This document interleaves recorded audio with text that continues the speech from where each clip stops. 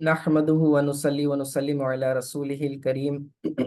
अम्मा बाद फ़अऊज़ु बिल्लाहि मिनश शैतानिर रजीम बिस्मिल्लाहिर रहमानिर रहीम ला इकराह फिद्दीन क़द तबय्यना रुश्दु मिनल गय फमन यकफुर बित्तागूति व युमिन बिल्लाहि फ़क़द इस्तमसक बिल उर्वतिल वुस्क़ा ला इंफ़िसाम लहा वल्लाहु समीउन अलीम। मुअज़्ज़ज़ सामईन व नाज़रीन, अस्सलामु अलैकुम व रहमतुल्लाहि व बरकातुहू। आज का हमारा मौजू है कि गैर मुस्लिमों के हुकूक इस्लाम में क्या है, कि इस्लाम में नॉन मुस्लिम्स के और माइनॉरिटीज़ के क्या हुकूक शरीयत हमें बताती है। ठीक है, तो इसके ताल्लुक से आज हम जानने की कोशिश करेंगे। अभी जो आयत करीमा मैंने आपके सामने पढ़ी है वो सूरतुल बकरा की आयत नंबर 256 है, कि जिसमें अल्लाह रब्बुल इज़्ज़त इरशाद फरमाता है कि दीन में कोई ज़बरदस्ती नहीं है। बेशक हिदायत गुमराही से वाज़ह तौर पर मुमताज़ हो चुकी है, यानी इसकी क्लैरिटी है कि हक़ क्या है बातिल क्या है। सो जो कोई माबूदान बातिल यानी झूठे खुदाओं का इनकार कर दे और अल्लाह पर ईमान लाए तो उसने एक ऐसा मजबूत हल्का थाम लिया जिसके लिए टूटना मुमकिन नहीं, और अल्लाह खूब जानने वाला है। उसी तरह एक दूसरे मकाम पर इरशाद फरमाया, लकुम दीनुकुम वलिय दीन। सूरह काफिरून में हम पढ़ते रहते हैं, सो तुम्हारे लिए तुम्हारा दीन है और मेरे लिए मेरा दीन है। तो कुरानी आयात और दूसरे मकामात पर अहादीस से हमें ये पता चलता है कि शरीयत ने गैर मुस्लिमों को बिल्कुल भी इग्नोर नहीं किया है। ऐसा नहीं किया कि इस्लामी सल्तनत और हुकूमत हो तो गैर मुस्लिमों पर जोर ज़बरदस्ती या उनके ऊपर सख्तियाँ की जाती है। ऐसा कोई तस्वुर इस्लाम हमें हरगिज़ नहीं देता है। तो आखिर इस्लाम हमें क्या चीज़ें बताता है गैर मुस्लिमों के हुकूक के ताल्लुक से, उसकी तफसील इंशाअल्लाह ताला हम जानने की कोशिश करेंगे। सबसे पहले समझ लें कि इस्लाम हकीकी तस्वुर में आला इंसानी कदरों का हामिल मुआशरा, ये ऐसा समझ लें कि इस्लाम जो है रियल में पूरी लाइफ में एक इंसानी जिंदगी किस तरह आसानी के साथ पीस के साथ रह सकती है, और उसका ये जो मुआशरा है अतराफ का, ये जो सोसाइटी है, ये किस तरह पीसफुली रह सकती है, मिलजुल कर रह सकती है, इसका एक बेहतरीन तस्वुर इस्लाम हमें पेश करता है। और इस्लाम के आने से कबल ये जो मुआशरा था, हमारे अतराफ का जो इन्वायरमेंट था, हर तबका जो ताकतवर होता, जिसके पास पावर होती, वो कमजोर तबके को सप्रेस करता और उसके ऊपर जुल्म सितम किया करता था। यानी कि अगर किसी कंट्री में एक मजहब गालिब है, ठीक है, एक मजहब की मेजॉरिटी है और कुछ दूसरे मजाहिब के लोग माइनॉरिटीज में हैं, तो हमेशा होता ये था, तारीख इस बात को बतलाती है कि हमेशा जो ताकतवर लोग होते वो कमजोरों पर जुल्म उठाते थे और उनके हुकूक को पामाल करते थे। उसी तरह इस्लाम आने के बाद इस्लाम ने जिस तरह मुसलमानों के हुकूक मुतय्यन किए हैं, उसी तरह माइनॉरिटीज नॉन मुस्लिम्स के भी हुकूक को मुतय्यन किए हैं। रसूल अल्लाह सल्लल्लाहु अलैहि वसल्लम ने अकलीतों, अकलीत अकल से बना है, अकल कम को कहते हैं, माइनर ग्रुप, ठीक है, तो अकलीतों का मतलब होता है माइनॉरिटीज। तो अकलीतों को माशरे में वही मकाम अता किया जो माशरे के बुनियादी शहरियों को, सिटीजन्स को हासिल है। आप सल्लल्लाहु अलैहि वसल्लम ने इन माइनॉरिटीज की जान, माल, इज्जत, आबरू, हत्ता के उनके रिलीजियस राइट्स, मजहबी हुकूक के तहफ़्फ़ुज़ को भी रियासत मदीना का जो कानून था, कॉन्स्टिट्यूशन ऑफ मदीना, उसका हिस्सा बना लिया।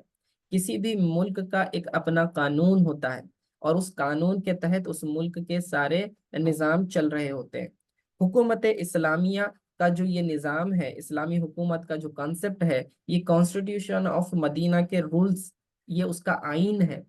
उस कॉन्स्टिट्यूशन के तहत इस्लामी हुकूमत को चलना चाहिए। जैसे हमारा इंडिया, इंडिया के अंदर Indian constitution, constitution of India है, ठीक है ना, उसी तरह हर मुल्क का अपना अपना एक कॉन्स्टिट्यूशन होता है। तो जो शरीयत इस्लामिया کانسٹیٹیوشن پرووائڈ کرتی ہے، جس کا رول ماڈل جو ہے مدینہ کی ریاست تھا، اسے کانسٹیٹیوشن آف مدینہ بھی کہا جاتا ہے، ریاست مدینہ کا آئین کہا جاتا ہے۔ تو اس کے اندر اللہ کے رسول صلی اللہ علیہ وسلم نے ان تمام چیزوں پر فوکس کیا، اور نان مسلمس مائنورٹیز کی جان، مال، عزت، آبرو، حتیٰ کہ ان کے ریلیجیس رائٹس کو بھی جو ہے مخصوص کر دیا اور ان کو پروٹیکٹ کیا ہے۔ آج دنیا بھر میں جو مائنورٹیز ایک مسئلہ بن چکا ہے، اور ان کے تعلق سے بہت بڑا سوال اٹھایا جاتا ہے، اگرچہ کہ دنیا بھر میں یہ جو مائنورٹیز ہیں ابتلا میں، آزمائش میں، تکلیفوں کا شکار ہیں، اور جہاں بھی آپ جائیں گے، جہاں کہیں مائنورٹی ملیں گی آپ کو، ان کے اوپر کچھ نہ کچھ تکلیفیں ہوتی ہوئی آپ کو نظر آئیں گی، اور ساتھ ہی ساتھ آپ کو جو ہے ان کے مائنورٹیز کو میجورٹی کے ساتھ سیم حقوق دیے جائیں، یہ بہت کم جگہ پر نظر آتا ہے، جبکہ دنیا میں اسلام میں اسلامی کانسیپٹ یہ ہے کہ اسلام انہیں ثقافتی، یعنی کہ ان کا جو کلچرل رائٹ ہے، یا پھر مذہبی ریلیجیس رائٹ ہے، یا سماجی رائٹ ہوتا ہے، سوشل رائٹ ہوتا ہے، ان تمام رائٹس کو وہ پروٹیکٹ کرتا ہے۔ ساتھ ہی ساتھ ان ممالک میں جو ہیں آپ کو جو ہے برابری والی سیاست، یہ پولیٹیکل رائٹ، انتظامی ایڈمنسٹریشن رائٹس اور قانونی سول رائٹس بھی دیے جاتے ہیں، یہ اسلام کے اندر ہے۔ باقی آپ کو دوسرے ممالک میں اس طرح کا ملنا بہت ہی ریئر ہے، بہت ہی مشکل ہے، ٹھیک ہے۔ تو حضور صلی اللہ علیہ وسلم نے جو حقوق یہ عطا فرمائے ہیں، اور جو اسلامی حکومت کو چلانے والے جو لیڈرز ہوتے ہیں، ان کے اوپر کچھ ذمہ داریاں عائد کی ہوئی ہیں، کچھ انسٹرکشن دیے گئے ہیں، اور مثال کے طور پر آپ صلی اللہ علیہ وسلم نے فرمایا کہ مومنوں کے حقوق آپس میں برابر، اور ان کے ذمے کی ادائیگی کے لیے ان میں سے جو ادنا ہے وہ بھی کوشش کریں، کسی غیر مسلم کے بدلے کسی مسلمان کو قتل نہ کیا جائے، اور کسی معاہد، یعنی جس کے ساتھ ایگریمنٹ ہوا ہے، معاہدہ ہوا ہے، ٹھیک ہے، پیس ایگریمنٹ ہوا ہے، تو کسی معاہد کو اس کی مدت معاہدہ کے اندر قتل نہ کیا جائے۔ تو اس طرح کے اور بھی باتیں رسول اللہ صلی اللہ علیہ وسلم نے بیان فرمائی ہیں، جن کی تفصیلات ہم آگے دیکھیں گے۔ حتیٰ کہ وعید سنائی ہے، آقا علیہ الصلوۃ والسلام نے فرمایا کہ جس کسی نے کسی معاہد کو قتل کیا، یعنی کسی کے ساتھ، ایک نان مسلم کے ساتھ مسلم حکومت کا پیس ایگریمنٹ ہوا تھا، اور یہ پیس ایگریمنٹ ہونے کے باوجود جو ہے کسی نان مسلم کو جو ہے مسلمانوں کی طرف سے قتل کیا گیا، تو پھر وہ جنت کی خوشبو بھی نہیں سونگھے گا، حالانکہ اس کی خوشبو 40 برس کی مسافت تک محسوس ہوتی ہے۔ یعنی اگر جنت تک پہنچنے کے لیے ابھی 40 سال کا فاصلہ ہے، یعنی چل کر جائیں گے، اس تیز رفتار سواری پر جائیں گے، تو 40 سال اگر پہنچنے لگتے ہیں، تو اتنے ڈسٹنس سے بھی جنت کی خوشبو آتی ہے، لیکن اگر کوئی اس طرح کا ظلم کرتا ہے تو اسے جنت کی خوشبو بھی میسر نہیں ہوگی، ٹھیک ہے۔ رسول اللہ صلی اللہ علیہ وسلم نے گویا کہ غیر مسلموں کے حقوق کی ادائیگی کے اثرات کے دنیا سے آخرت تک کے احاطے کو بیان فرما دیا ہے، ٹھیک ہے۔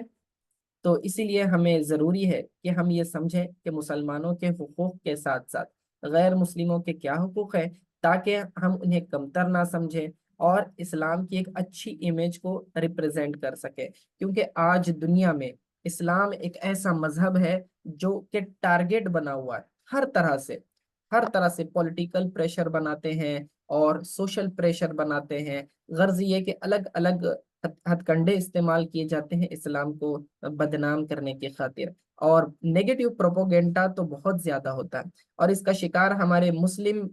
جو کم علمی کی وجہ سے جو ہے ان کی باتیں مان لیتے ہیں، اور اس سازش کا شکار ہو جاتے ہیں۔ تو ہمیں چاہیے کہ ہم اسلام کو سمجھیں، آخر ہم اسلام جو ہے ایک as a standard of living پوری لائف کو کور کرتا ہے، تو اس کے اندر کیا کیا فیکٹرز اسلام ہمیں بتاتا ہے، مسلمز کے بارے میں، نان مسلمز کے بارے میں، ساروں کے حقوق، رائٹس ہمیں پتہ ہونا چاہیے۔ اور حق کیا ہوتا ہے؟ حق کی تعریف ہوتی ہے کہ ایک شخص کی دوسرے شخص پر جو اللہ تعالیٰ نے ذمہ داری ڈالی ہوئی ہوتی ہے، اسے حق کہتے ہیں، شرعی حق کہتے ہیں۔ تو وہ رائٹس، وہ حقوق کا معلوم ہونا ضروری ہے۔ جو آیت کریمہ میں نے شروع میں پڑھی ہے اس سے صاف واضح ہوتا ہے کہ اللہ تعالیٰ کسی بھی جو ہے غیر مسلم پر زبردستی کرنے، اس کو ریلیجیس میٹرز میں اس پر پریشر ڈالنے سے منع فرماتا ہے۔ اسی طرح جو ہے سنن ابو داود کی حدیث ہے، اور ابن ابی حاتم اور منذری نے بھی اسے نقل کیا ہوا ہے۔ تو آقا علیہ الصلوۃ والسلام نے فرمایا، خبردار جس کسی نے کسی معاہد یعنی مائنورٹی فرد پر ظلم کیا، یا اس کا حق غصب کیا یعنی حق چھینا، یا اس کو اس کی استطاعت سے زیادہ تکلیف دی یعنی کہ اس کے اوپر ایسا برڈن ڈالا جو وہ اٹھا نہیں سکتا تھا، یا اس کی رضا کے بغیر اس سے کوئی چیز لی یعنی زبردستی کوئی چھین لی چیز اس پر قبضہ کر لیا، تو بروز قیامت میں اس کی طرف سے مسلمان کے خلاف جھگڑوں گا۔ اندازہ لگائیں یہاں مقدمہ کس کا ہو رہا ہے کہ ایک نان مسلم ہے اور ایک مسلم ہے، اور کیس لڑنے کے لیے قیامت میں رسول اللہ صلی اللہ علیہ وسلم کی ذات ہے، اور رسول اللہ صلی اللہ علیہ وسلم کس کے فیور میں لڑ رہے ہیں؟ نان مسلم کے فیور میں، اس کا حق دلوانے کے لیے لڑ رہے ہیں، اور کس کے اگینسٹ ہیں؟ مسلمان کے خلاف۔ تو اندازہ لگائیں کہ شریعت اسلامیہ کسی پر بھی ظلم کرنے، زیادتی کرنے کو کتنا ناپسند کرتی ہے۔ مسلمان تو مسلمان، نان مسلمز پر بھی ذرا بھی ظلم شریعت برداشت نہیں کرتی۔ ٹھیک ہے، اور یہ صرف ایک تنبیہ نہیں ہے، یہ وارننگ نہیں ہے، بلکہ یہ ایک قانون ہے جو حضور نبی اکرم صلی اللہ علیہ وسلم کے دور مبارک میں اسلامی حکومت میں یہ جاری تھا، جس پر بعد میں عمل بھی ہوتا رہا، اور اب بھی یہی اسلامی دستور مملکت کا یہ ایک حصہ ہے۔ چنانچہ ایک روایت میں ہے، بہقی شریف کی روایت ہے، ابو نعیم نے بھی اس کو نقل کیا، کہ ایک مسلمان نے ایک اہل کتاب کو قتل کیا۔ اہل کتاب کسے کہتے ہیں؟ جو آسمانی کتابوں کے نازل ہونے کو مانتے ہیں، جیسے کہ عیسائی ہیں، کرسچنس ہیں، جیہوز ہیں، ٹھیک ہے،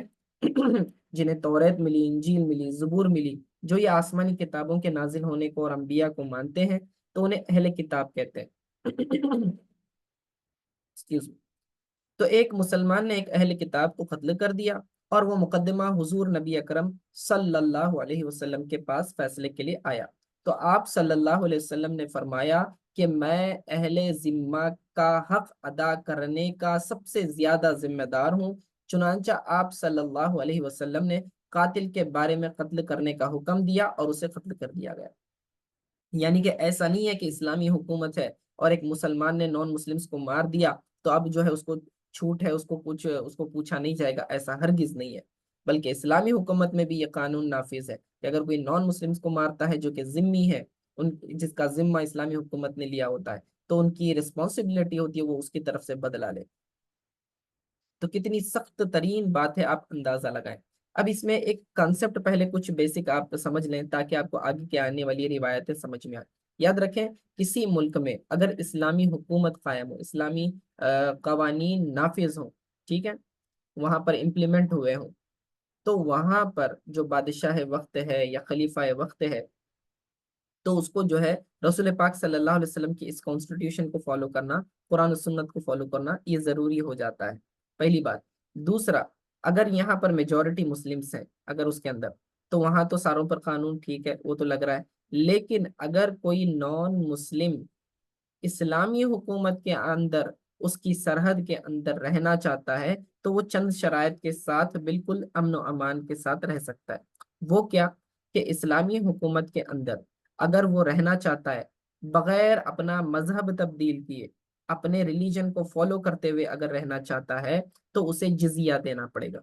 جزیہ کا مطلب، جزیہ جزا سے بنا ہے، اس کو بدلہ کہتے ہیں۔ تو یہ کس چیز کا بدلہ ہوتا ہے؟ یہ ایک ٹیکس ہوتا ہے جو نان مسلم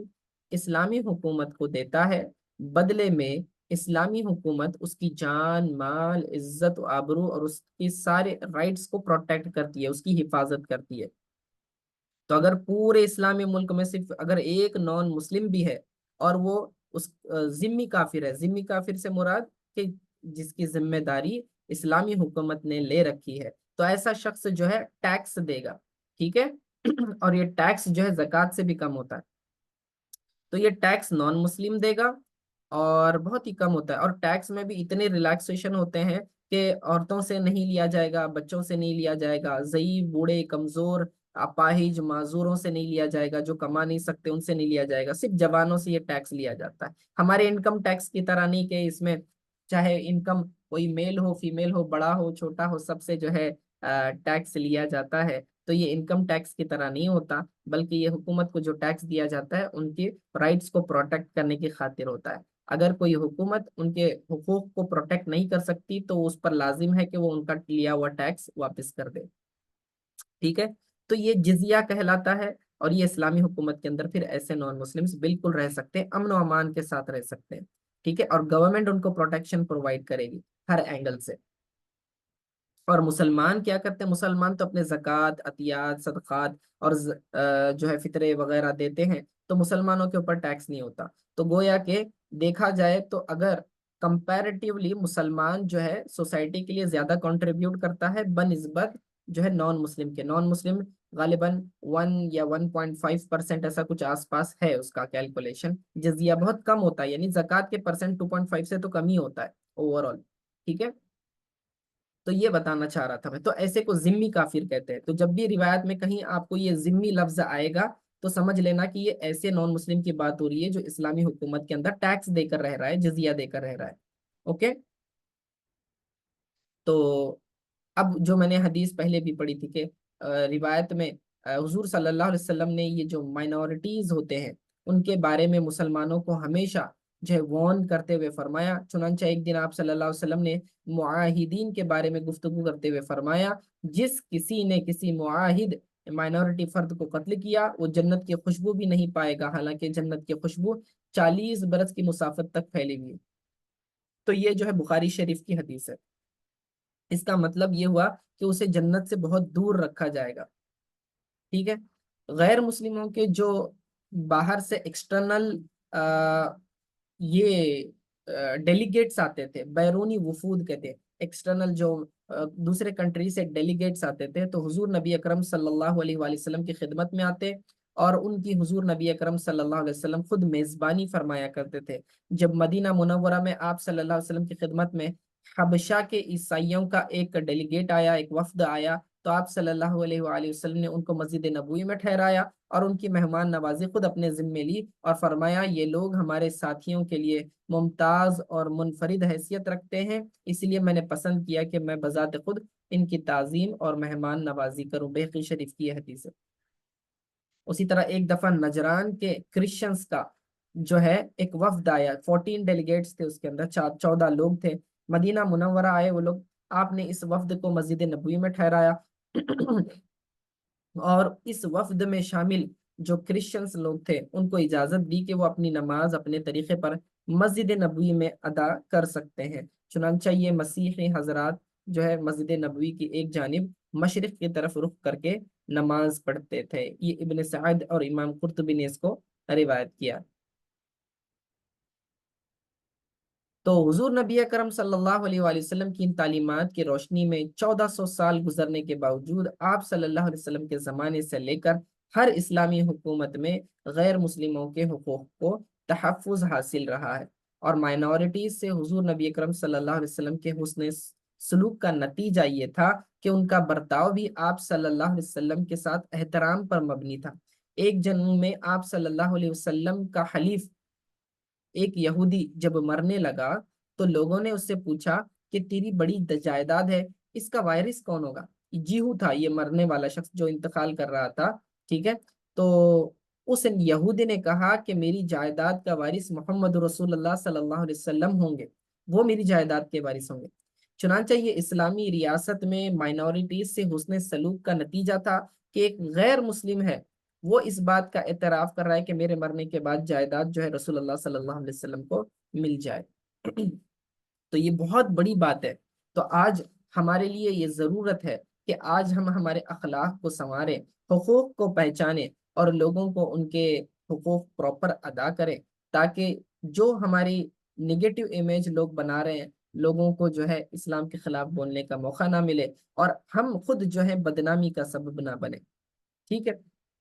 और आप सल्लल्लाहु अलैहि वसल्लम का अहले किताब के अलावा मुशरिकीन जो बुत परस्त कौम थी, जो आइडल्स की पूजा करते हैं, उनके साथ भी जो मामला आका अलैहिस्सलातु वस्सलाम ने फरमाया تاریخ میں اس کی کوئی نظیر نہیں ملتی، اگزامپل نہیں ملتی۔ مشرکین مکہ اور طائف نے آپ صلی اللہ علیہ وسلم پر بے شمار مظالم ڈھائے تھے، لیکن جب مکہ مکرمہ فتح ہوا تو آپ صلی اللہ علیہ وسلم کے ایک انصاری کمانڈر سعد بن عبادہ نے ابو سفیان سے کہا، الیوم یوم الملحمہ، یعنی آج تو لڑائی کا دن ہے، کیونکہ آج ہم میجورٹی میں ہیں، آج ہمارا غلبہ ہے، فتح مکہ ہوا یعنی آج ہم کفار سے جی بھر کر بدلہ لیں گے، انتقام لیں گے۔ تو رسول اللہ صلی اللہ علیہ وسلم نے اس بات پر ناراضگی کا اظہار فرمایا اور ان سے اسلام کا اپنا جھنڈا لیا اور ان کے بیٹے قیس کو دے دیا، اور فرمایا آج لڑائی کا دن ہے، الیوم یوم المرحمہ، آج لڑائی کا دن نہیں بلکہ آج رحمت کے عام کرنے اور معاف کرنے کا دن ہے۔ امام ابن عبد البر نے اور امام ابن حجر عسقلانی نے فتح الباری میں اس کو نقل کیا۔ پھر آپ صلی اللہ علیہ وآلہ وسلم نے اپنے مخالفین سے پوچھا کہ بتاؤ میں آج تمہارے ساتھ کیا معاملہ کروں گا۔ آپ اندازہ لگائیں کہ ایک نان مسلم قوم، بت پرست قوم، جنہوں نے مسلمانوں کو اتنا ستایا کہ ان کئیوں کو شہید کر دیا، ان کے مال لوٹ لیے، ان کو گھر بار سے نکال دیا اور ان کو ہجرت کر کے مدینہ جانا پڑا۔ جب ان کو پاور میں جب یہ آ گئے، مسلم پاور میں آ گئے، تو انہوں نے ان سے بدلہ نہیں لیا۔ تو خود رسول اللہ صلی اللہ علیہ وسلم نے چوائس دی انہیں، اہل مکہ کو پوچھا بتاؤ تمہارے ساتھ کیا معاملہ کیا جائے، تو انہوں نے کہا جیسے حضرت یوسف علیہ السلام نے اپنے خطا کار بھائیوں کے ساتھ برتاؤ کیا تھا، تو آپ صلی اللہ علیہ وسلم سے بھی وہی جو ہے توقع ہے۔ اس جواب پر آپ صلی اللہ علیہ وسلم نے وہی جملہ ارشاد فرمایا جو حضرت یوسف علیہ السلام نے اپنے بھائیوں کے متعلق فرمایا تھا کہ لا تثریب علیکم اليوم اذهبوا فانتم الطلقاء، یعنی تم سے آج کوئی پوچھ گچھ نہیں ہوگی، تم سب آزاد ہو۔ تو حضور نبی علیہ الصلوۃ والسلام کا ابتدا میں جو ہے سب سے بڑا دشمن ابو سفیان تھا جو کہ بعد میں شرف صحابیت سے مشرف اسلام لائے۔ تو آپ علیہ الصلوۃ والسلام نے فرمایا من دخل دار ابو سفیان فہو آمن، جو ابو سفیان کے گھر میں داخل ہوا وہ امن میں ہے۔ تو اللہ تعالیٰ نے حضور نبی اکرم صلی اللہ علیہ وسلم کے اس فرمان کو اس طرح پورا کیا کہ اس دن جو بھی ابو سفیان کے گھر میں داخل ہوا اسے امان مل گئی۔ مسلم شریف کی یہ حدیث ہے۔ تو اتنا اتنا زیادہ آپ دیکھیں کیسا معافی کا معاملہ تھا کہ مکہ مکرمہ میں رسول اللہ صلی اللہ علیہ وسلم کی مخالفت کرنے والے میں دو شخص کا جو ابو لہب کے دونوں بیٹے تھے، تو حضور صلی اللہ علیہ وسلم کو بہت تکلیفیں بھی پہنچائی تھی۔ فتح مکہ کے دن یہ دونوں جو ہے کعبۃ اللہ کے پردوں کے پیچھے جا چھپے، تو رسول اللہ صلی اللہ علیہ وسلم نے ان دونوں کو وہاں سے خود کعبۃ اللہ کے پردوں کے پیچھے سے نکالا اور معاف کر دیا۔ تو اب یہاں دیکھنا یہ ہے کہ قانون کی نظر میں جو ہے اقلیتوں کا کیا مقام ہے، ٹھیک ہے۔ یہاں پر اسلام نے اسلام نے جو ہے equal status of minorities in the eyes of law, یہ جو ہے ڈکلیئر کر دیا ہے۔ قانون کی نظر میں مائنورٹیز کا حق جو ہے برابری ہے۔ امام ابو یوسف فقہ حنفی کے بڑے امام ہیں، آپ اپنی مشہور کتاب الخراج میں لکھتے ہیں کہ عہد نبوی اور خلافت راشدہ میں جو تعزیرات اور دیوانی قانون تھے، تعزیرات سے مراد جو کرمنل لاز ہوتے ہیں اور دیوانی قانون سے مراد جو سول لاز ہوتے ہیں، تو کرمنل اینڈ سول لاز دونوں میں مسلمان اور غیر مسلم مائنورٹیز کا درجہ ایکول تھا، برابر تھا۔ حضور صلی اللہ علیہ وسلم کے زمانے میں ایک دفعہ ایک مسلمان نے غیر مسلم کو قتل کر دیا، تو حضور صلی اللہ علیہ وسلم نے قصاص کے طور پر، بدلے کے طور پر اس مسلمان کے قتل کیے جانے کا جو ہے ڈکلیریشن دیا تھا، ڈیتھ پینالٹی سنائی تھی۔ تو یہ کرمنل لا کا بیس ہے، ٹھیک ہے، جو بتاتا ہے کہ جو لا کرمنل لا مسلمانوں کے لیے بنا ہے اسی کے اندر جو ہے نان مسلمس کو بھی فٹ کیا جائے گا۔ ایسا نہیں ہوگا کہ مسلمس کو رعایت دی جائے اور نان مسلمس پر ظلم کیا جائے، اس طرح نہیں۔ تو آقا علیہ الصلوۃ والسلام نے فرمایا غیر مسلموں کے حقوق کی حفاظت میرا سب سے اہم فرض ہے، فرمایا ہے، بہقی شریف کی حدیث، ٹھیک ہے۔ اسی طرح حضرت علی رضی اللہ تعالی عنہ کے پاس ایک مسلمان کو پکڑ کر لایا گیا جس نے غیر مسلم کو قتل کیا تھا اور پورا ثبوت موجود تھا، اس لیے حضرت علی رضی اللہ تعالیٰ عنہ نے قصاص میں اس مسلمان کو قتل کیے جانے کا حکم دیا۔ اب جو قاتل کے ورثہ نے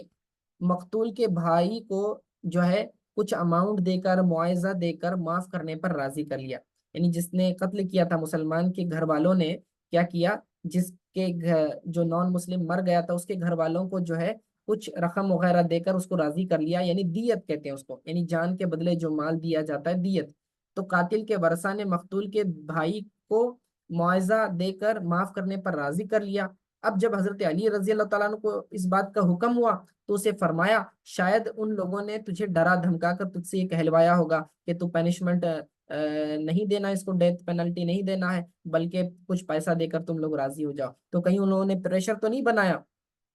تو حضرت علی رضی اللہ تعالیٰ عنہ کے کہنے پر ان کے گھر والوں نے کہا کہ نہیں نہیں، بات دراصل یہ ہے کہ ہمارا جو قتل کیے جانے سے تو میرا بھائی واپس آنے والا ہے نہیں، اور مجھے یہ لوگ اس کی دیت دے رہے ہیں، ٹھیک ہے، اس کو بلڈ منی کہتے ہیں، دیت یعنی بلڈ منی، خون بہا بھی کہتے ہیں اس کو، ٹھیک ہے، کیونکہ اس کے گھر والے میں سے کوئی شخص مر گیا ہے اور مارنے والے کے گھر والے کیا کرتے ہیں، اس کے بدلے پیسے دیتے ہیں، دیت دیتے ہیں، ایک آدمی کی 100 اونٹ وغیرہ دیت ہوتی ہے، بہت زیادہ۔ تو جو پسماندگان ابھی جو ان کے گھر والے بچے ہوئے ہیں، یہ لوگوں کے لیے سہولت ہو جائے گی، وہ اس منی کا استعمال کریں گے، بلڈ منی سے جو ہے اپنا گھر بار چلا سکتے ہیں، اس لیے خود اپنی مرضی سے بغیر کسی پریشر اور دبا کے ہم معافی دے رہے ہیں کر کے انہوں نے حضرت علی رضی اللہ تعالیٰ عنہ سے فرمایا۔ تو حضرت علی رضی اللہ تعالیٰ عنہ نے فرمایا کہ اچھا تمہاری مرضی، تم زیادہ بہتر سمجھتے ہو، لیکن بہرحال ہماری حکومت کا یہی اصول ہے کہ جو ہماری غیر مسلم رعایا میں سے اس کا خون جو ہے، جو ہماری رعایا میں سے ہے اس کا خون ہمارے خون کے برابر ہے، اور اس کی دیت ہمارے دیت کی طرح ہے، ٹھیک ہے، یہ بہقی شریف کی حدیث ہے۔ اسی طرح جو ہے ایک اور مولا علی رضی اللہ تعالیٰ عنہ سے روایت ہے کہ اگر کسی مسلمان نے عیسائی کو قتل کیا تو مسلمان اس کے بدلے قتل کیا جائے گا، اور امام ابو حنیفہ رحمۃ اللہ تعالی علیہ نے فرمایا یہودی، عیسائی اور مجوسی کی دیت آزاد مسلمان کی دیت کے برابر ہے، ٹھیک ہے۔ تو اسی قول کی بنا پر فقہا نے یہ اصول دے دیا کہ اگر کسی ذمی کو بلا ارادہ قتل کر دے تو اس کی دیت بھی وہی ہوگی جو مسلمان کو بلا ارادہ قتل کرنے سے لازم آتی ہے، ٹھیک ہے۔ در مختار میں بھی یہ مسئلہ لکھا ہوا ہے، علامہ ابن عابدین شامی نے بھی رد المحتار میں بھی اسے نقل کیا ہوا ہے، ٹھیک ہے۔ اسی طرح ایک دفعہ حضرت عمرو بن عاص والی مصر کے بیٹے نے ایک غیر مسلم کو ناحق سزا دی، تو خلیفہ وقت امیر المؤمنین حضرت عمر رضی اللہ تعالیٰ عنہ کے پاس جب اس کی شکایت ہوئی تو انہوں نے سر عام گورنر مصر کے بیٹے کو اس غیر مسلم مصری سے سزا دلوائی، اور فرمایا کہ تم نے کب سے لوگوں کو اپنا غلام سمجھ لیا ہے، حالانکہ ان کی ماؤں نے انہیں آزاد جنا تھا۔ تو اس قسم کی اور بھی جو ہے مثالیں ملتی ہیں جو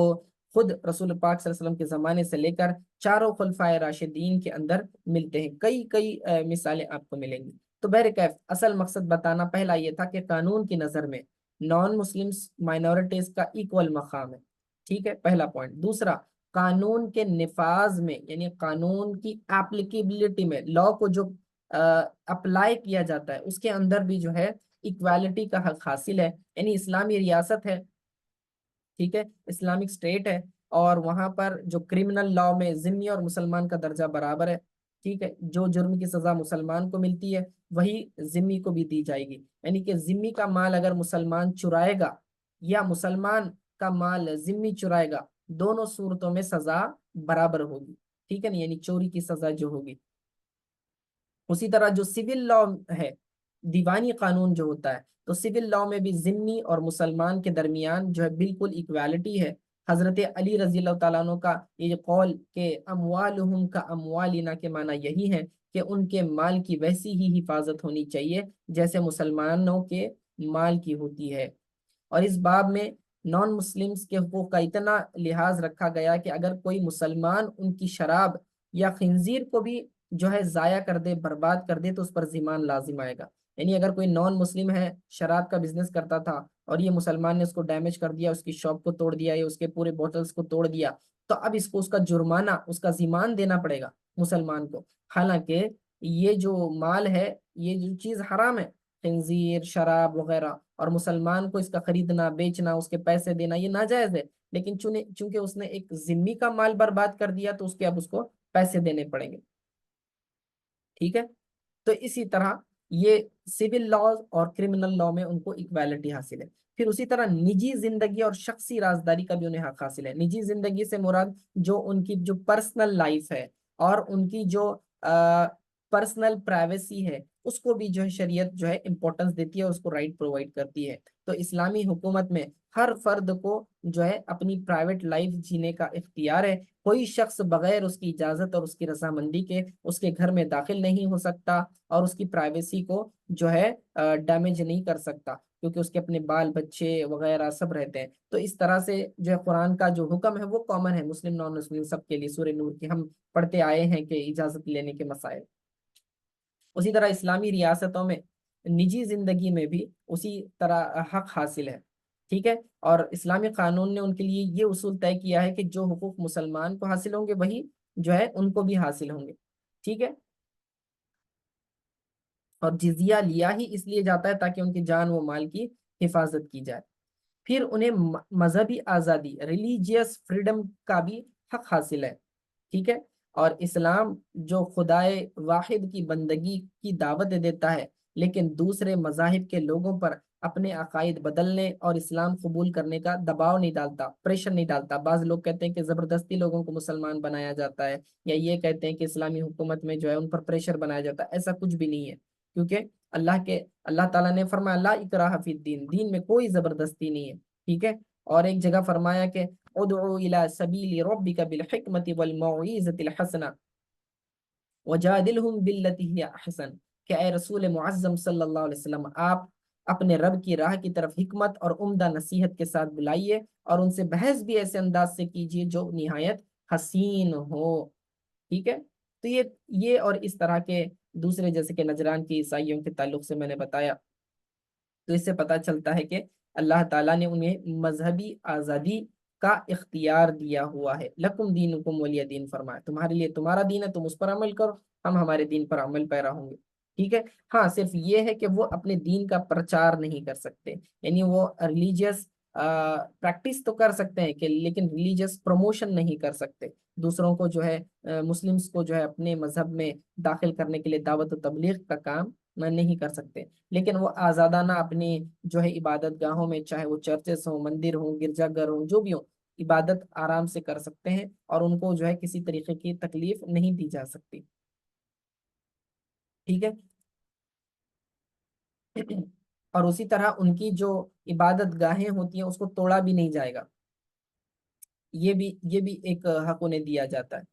اور آج دیکھنے میں یہ آتا ہے کہ مسلم مائنورٹی جہاں ہے تو مسلمانوں پر ظلم و تشدد ہوتا ہے، اور ان کی عبادت گاہوں پر، مساجد پر حملے کر کے اسے توڑنا وغیرہ اس طرح کیا جاتا ہے، جبکہ اسلام کی تعلیم بالکل اپوزٹ ہے۔ اسلام تو نان مسلم کی عبادت گاہوں کو توڑنے سے منع کر رہا ہے، اور مسلمانوں کے ساتھ، مسلم چونکہ مائنورٹیز میں ہے، ان کے ساتھ یہ ہو رہا ہے کہ ان کی عبادت گاہوں پر حملے کیے جا رہے ہیں، آئے دن سازشیں ہوتی رہتی ہیں۔ اللہ تعالیٰ محفوظ فرمائے۔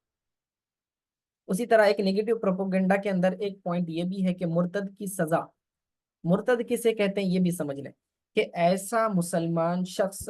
جو پہلے مسلمان تھا، بعد میں اب اس نے مذہب اسلام کو چھوڑ دیا، پوری طرح سے ترک کر دیا، اپنی آئیڈینٹی، ریلیجیس آئیڈینٹی چینج کر لی، اب وہ مسلمان نہ رہا، ٹھیک ہے۔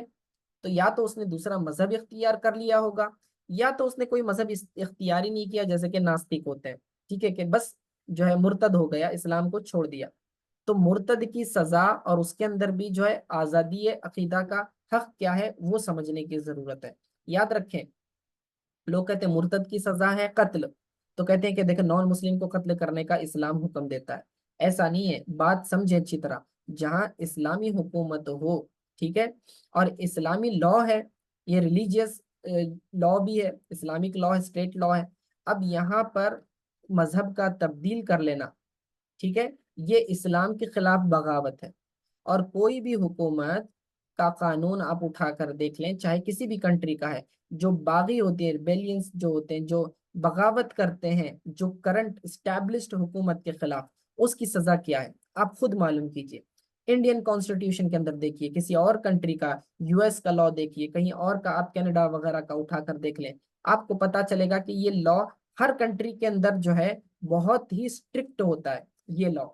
صرف یہ اسلام کا مسئلہ نہیں ہے، جتنے بھی آپ دوسرے کنٹریز کا اٹھا کر دیکھ لیں، جہاں کہیں کسی نے حکومت کے ساتھ بغاوت کی تو تاریخ گواہ ہے کہ اسے ڈیتھ پینلٹی دی گئی، لیکن بدنام صرف اسلام کو کیا جاتا ہے۔ تو یہ اسلام کی حکومت کو جو ہے سنبھالنے کے لیے اور فتنے اور فساد کو روکنے کے لیے یہ لا بنا ہوا ہے. ٹھیک ہے. تو جو مرتد ہوتا ہے اسے ڈائریکٹلی ایسے نہیں کہ بس مرتد ہو گیا اور اسے مار دو، اس طرح نہیں ہوتا ہے. گورنمنٹ کیا کرتی ہے، پہلے اسے سمجھاتی ہے، اسے اریسٹ کیا جاتا ہے، اسے سمجھایا جاتا ہے، اور اس کو جو ہے دوبارہ اسلام کی دعوت دی جاتی ہے. اب یہ وجوہات معلوم کی جاتی کہ کیا وجہ ہے کہ وہ اسلام کو چھوڑ دیا. اگر اس کے کوئی اشکالات ہیں تو اسے ڈاؤٹس کلیئر کرنے کی کوشش کی جاتی ہے.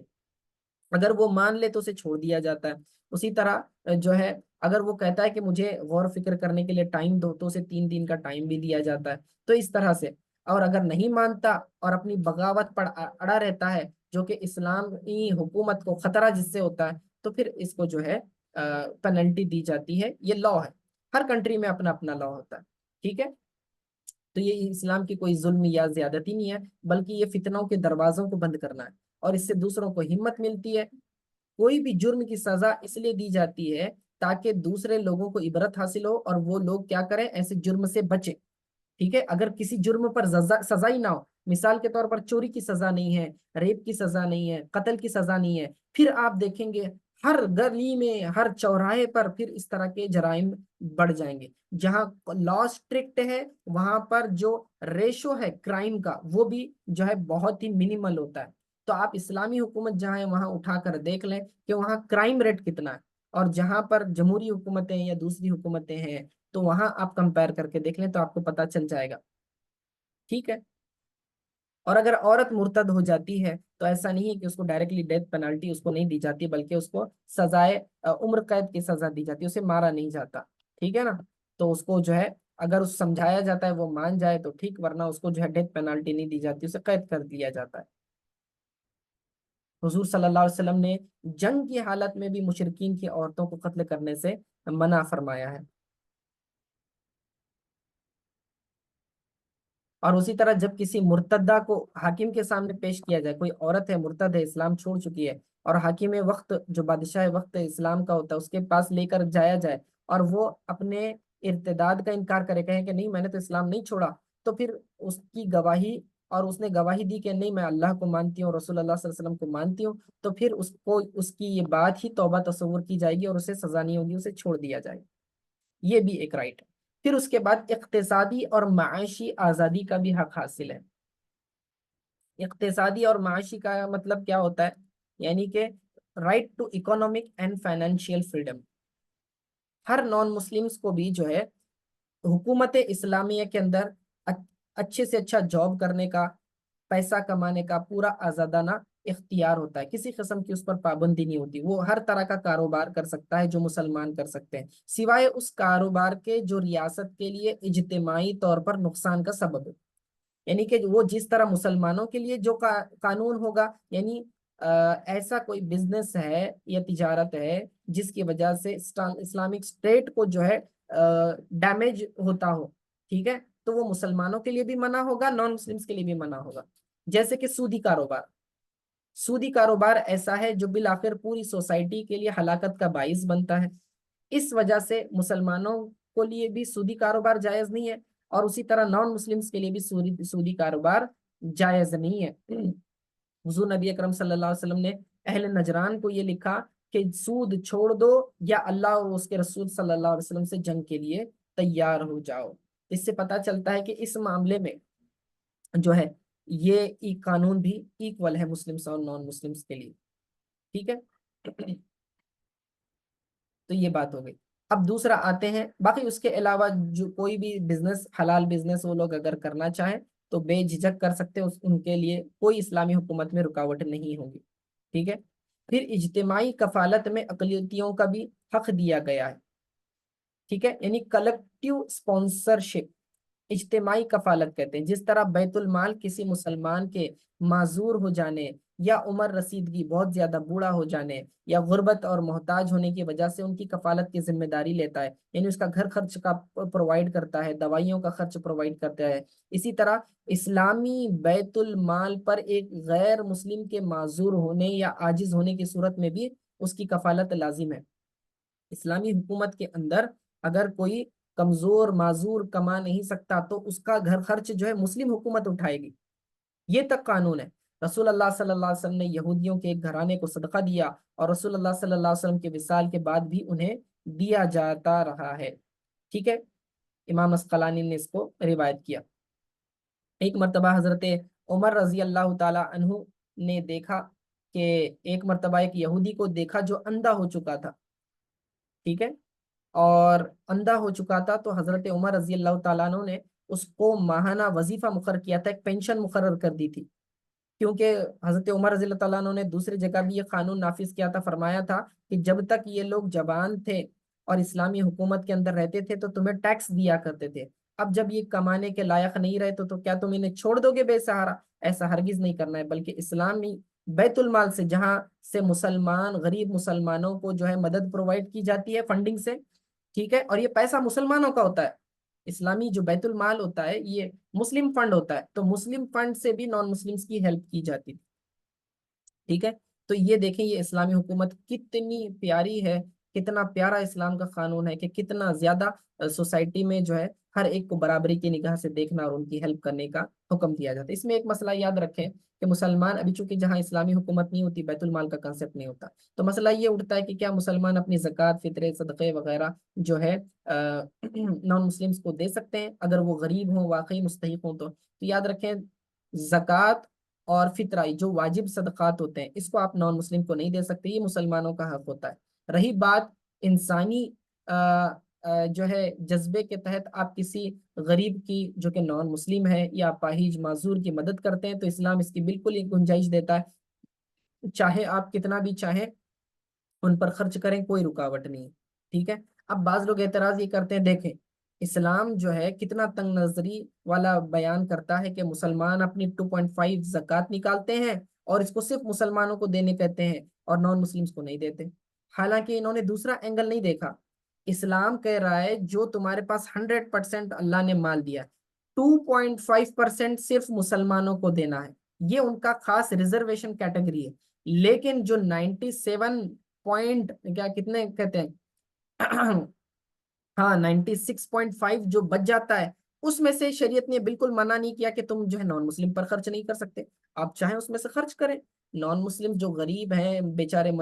اپاہج ہیں، معذور ہیں، مجبور ہیں، بیوہ ہیں، آپ بالکل ان پر خرچ کر سکتے ہیں، اسلام نے تو منع نہیں کیا، بلکہ اس پر بھی آپ کو اجر ملے گا، ٹھیک ہے نا۔ لیکن صرف جو واجب صدقات ہے اس کی کیٹیگری اللہ رب العزت نے مخصوص فرما دی گئی ہے، ٹھیک ہے، اللہ کی طرف سے۔ تو یہ دیکھنے کا اینگل الگ ہے، 2.5 کو آپ کیوں دیکھ رہے ہیں، باقی کی جو 90 ابو ہے اس کو کیوں نہیں دیکھتے؟ اس کے اندر تو حق ہے نا، آپ اس میں سے دیں، ٹھیک ہے۔ اسی طرح روزگار کی آزادی کا حق بھی انہیں حاصل ہے، ٹھیک ہے، یعنی جاب کا کو یہ حدیث پاک میں ہے کہ کوئی بھی اپنے ہاتھ کی کمائی سے بہتر اور کوئی کھانا نہیں کھا سکتا، اور اللہ کے نبی داؤد علیہ السلام اپنی ہاتھ کی کمائی سے کھاتے تھے، ٹھیک ہے۔ تو اسلامی حکومت میں نان مسلم مائنورٹیز سمیت ہر فرد کو یہ حق حاصل ہے کہ وہ تجارت، بزنس، پیشہ، زراعت یعنی کہ کھیتی باڑی ہو گیا، یا کوئی فن ہو گیا، کوئی بھی قسم کا پیشہ اختیار کرنا چاہے تو کر سکتا ہے، ٹھیک ہے، بشرط یہ کہ بس وہ چیزوں کے قریب نہ جائے جسے شریعت نے حرام قرار دیا ہے۔ تو یہ بھی ایک بات۔ اسی طرح تحفظ اور سلامتی کا، پروٹیکشن کا جو رائٹ ہے، یہ بھی اسلامی حکومت پرووائڈ کرتی ہے، جیسے کہ ہم نے پہلے بھی بتایا، ٹھیک ہے۔ تو اسلامی ریاستوں میں ان کی حفاظت کرنا یہ حکومت کی ذمہ داری ہوتی ہے، اگر اسلامی ریاست کا کسی دوسری قوم سے معاہدہ ہو تو اس قوم کے تحفظ و سلامتی کی ذمہ داری بھی اسلامی ریاست پر ہوگی، یعنی کہ ایک اسلامی اسٹیٹ قائم ہو چکا ہے اور دوسری کمیونٹی ہے، کوئی قوم ہے، کوئی قبیلہ ہے، اس کے ساتھ جو ہے پیس ایگریمنٹ ہوا ہے، تو پیس ایگریمنٹ ہونے کے بعد اب اسلامی حکومت جو ہے ان کو بھی پروٹیکشن پرووائڈ کرے گی، ان کے ساتھ جنگ نہیں لڑے گی، ٹھیک ہے۔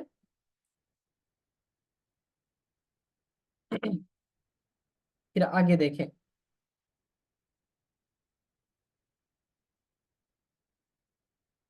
اب انہیں جو ہے تمدنی اور معاشرتی آزادی کا حق بھی حاصل ہے۔ یہ کیا ہے؟ ان کا کلچرل اور سوشل فریڈم ہے، کلچرل اور سوشل فریڈم۔ تو ایک دفعہ حضرت عمر بن عبدالعزیز نے حضرت حسن بصری رحمۃ اللہ تعالی علیہ سے دریافت فرمایا کہ خلفائے راشدین نے اہل ذمہ کو نکاح محرمات کی کیوں اجازت دے دی تھی، اور شاید آپ اس پر پابندی لگانا چاہتے تھے کیونکہ یہ فعل شناعت کے اعتبار سے بہت زیادہ شنیع ہے کہ فطرت سلیمہ اسے ہرگز قبول نہیں کرتی۔ تو جواب میں حضرت حسن بصری نے لکھا کہ انہوں نے جزیہ اس لیے دیا ہے کہ انہیں ان کے اعتقادات پر چھوڑ دیا جائے، اور آپ تو خلفائے راشدین کی پیروی کرنے والے ہیں، نہ کہ ان نئی راہ نکالنے والے۔ تو اسلامی ریاست میں وہ جہاں چاہیں فریڈم کے ساتھ رہ سکتے ہیں، تو سکونت کا یعنی کہ ریسیڈنشیل شپ کا انہیں بالکل حق حاصل ہے، ٹھیک ہے، سٹیزن شپ بھی انہیں دی جائے گی، وہاں پر وہ آزادانہ رہ سکتے ہیں۔ اسی طرح مائنورٹیز کی حفاظت اسلامی ریاست کی ذمہ داری ہے، جو کہ میں نے پہلے بھی بتا دی۔ یہ ایک ہو گیا۔ اگلا پوائنٹ کیا ہے؟ عسکری خدمات سے استثناء کا حق۔ عسکری کسے کہتے ہیں؟ جو فوجی ذمہ داریاں ہوتی ہیں، ٹھیک ہے۔ دیکھیے کسی بھی ملک میں اگر آپ رہتے ہیں تو وہاں کے نوجوانوں کو جو ہے حکومت ہائر کرتی ہے ڈیفنس فوج کے اندر، چاہے وہ بحری ہو، ہوائی ہو، یا پھر بری ہو، ٹھیک ہے نا، ایک آرمی، نیوی، ایئر فورس، سب کے اندر جو ہے اس قوم کے جو نوجوان ہوتے ہیں وہ پارٹیسپیٹ کرتے ہیں، اور حکومت ان کی ذمہ داری کیا ہوتی ہے کہ یہ لوگ فوج جو ہے اپنے ملک کی حفاظت کریں۔ لیکن یہ برڈن اللہ تعالیٰ اور اس کے رسول صلی اللہ علیہ وسلم کے قانون کے حساب سے یہ برڈن جو ہے نان مسلمس کے اوپر نہیں ڈالا گیا۔ یعنی اگر اسلامی حکومت ہے اور اسلامی حکومت کے اندر کچھ نان مسلمس رہ رہے ہیں، ٹھیک ہے، تو اگر فوج کی بھرتی ہوتی ہے اور تو یہ بوجھ جو ہے نان مسلمس کے اوپر نہیں ڈالا جائے گا، ذمی جو شخص ہوتا ہے اس کو چھوٹ دی جائے گی، ملک کی حفاظت کی ذمہ داری مسلمانوں کی ہوگی۔ یعنی یہ لوگ نان مسلمس اور مسلمس دونوں کے پروٹیکشن کے لیے اسلام مسلمان اپنی جانیں قربان کریں گے سرحدوں پر جا کر، ٹھیک ہے نا، کیونکہ ان سے ٹیکس ان کے پروٹیکشن کے خاطر ہی لیا جا رہا ہے۔ تو دیکھیں ان کی جان کی کس لیول تک اللہ تعالیٰ پروٹیکشن پرووائڈ فرما رہا ہے، ٹھیک ہے نا۔ اور یہ جنگ یرموک کے موقع پر رومیوں نے مسلمانوں کے مقابلے پر ایک زبردست فوج جمع کی، اور مسلمانوں کو شام کے تمام مفتوح علاقے چھوڑ کر ایک مرکز پر جمع ہونے کی ضرورت پیش آئی۔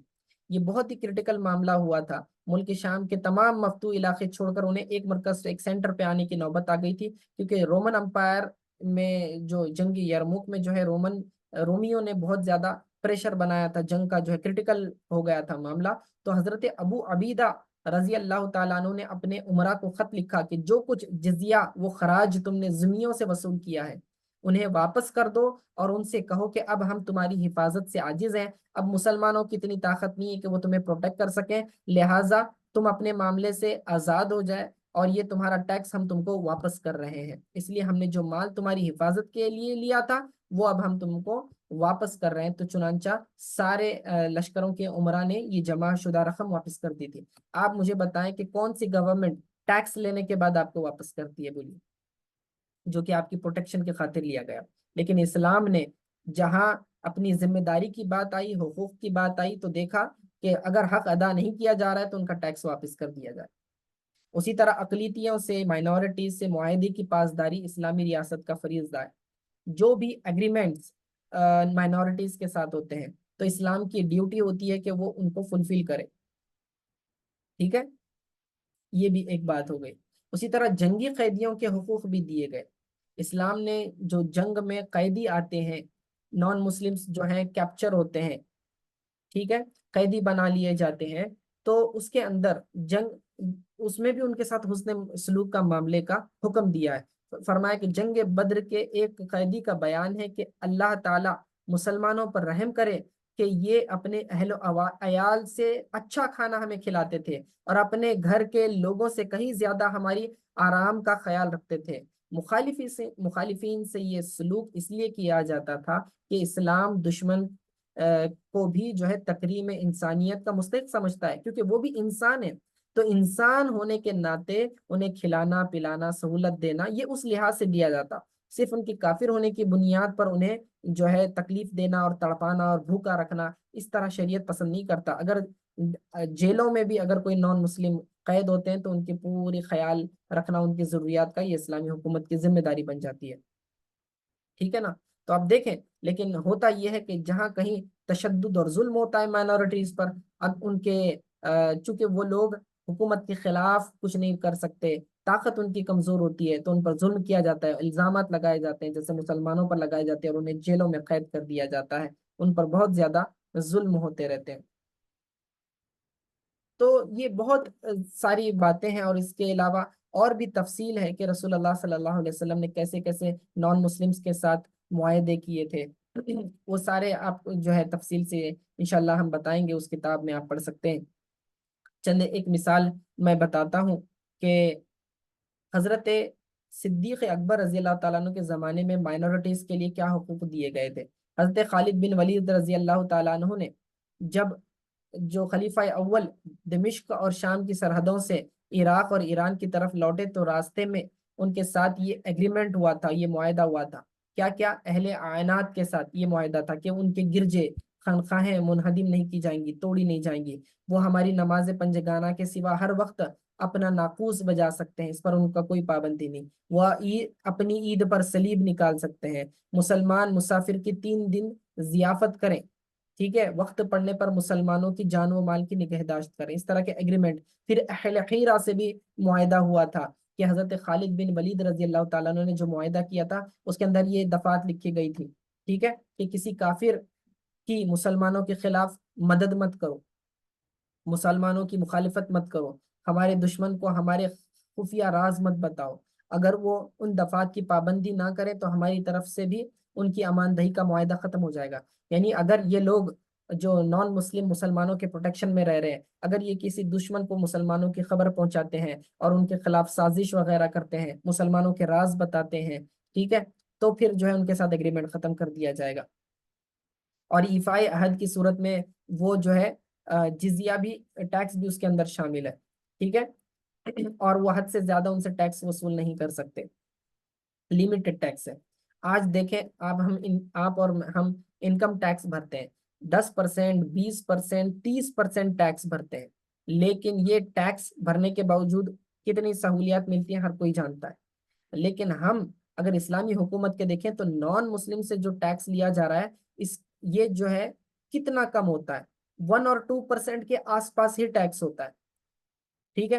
اور کن لوگوں پر ٹیکس معاف کر دیا جاتا ہے؟ جو بوڑھے ہیں، جو کام کاج نہیں کر سکتے، یا پھر آسمانی آفات کی وجہ سے اگر کوئی ہلاک ہو گیا، کسی کا گھر جل گیا یا کسی کا کھیت سوکھ گیا، بارش نہیں ہوئی تھی، ایسے لوگوں سے جو خراج اور ٹیکس نہیں لیا جاتا تھا۔ اسی طرح فقیر جس کا گزارا ہی خیرات پر ہوتا تھا، تو پھر اس سے بھی ٹیکس نہیں لیا جاتا، بلکہ اس قسم کے لوگوں کو تو بیت المال سے الٹا پینشن دی جاتی تھی، وظیفہ دیا جاتا تھا، ٹھیک ہے۔ اسی طرح لباس میں ذمی لوگ فوجی لباس کے سوا جو چاہیں پہن سکتے تھے، ٹھیک ہے، فوجی لباس پہننے کی صورت میں ان کے اوپر مقدمہ چلے گا، اگر وہ عدالت کو مطمئن نہ کر سکے تو جرم کے مطابق ان کو سزا دی جائے گی۔ یہاں بھی ویسے ہی ہوتا ہے، کوئی بھی جو ہے فوج کا لباس، پولیس کا لباس پہن کے کسی کو دھوکہ نہیں دے سکتا، اگر معلوم پڑے گا تو حکومت کا اختیار ہے کہ اس کو پنش کرے، کیونکہ یہ لوگوں کو، سٹیزنز کو دھوکہ دینا ہوا اور اپنی پاور کا بیجا استعمال کرنا ہوا، یعنی کہ لوگوں کو بتانا، اگرچہ کہ پاور نہیں ہے لیکن لوگوں کو ڈرانے میں شامل ہو جاتا ہے یہ۔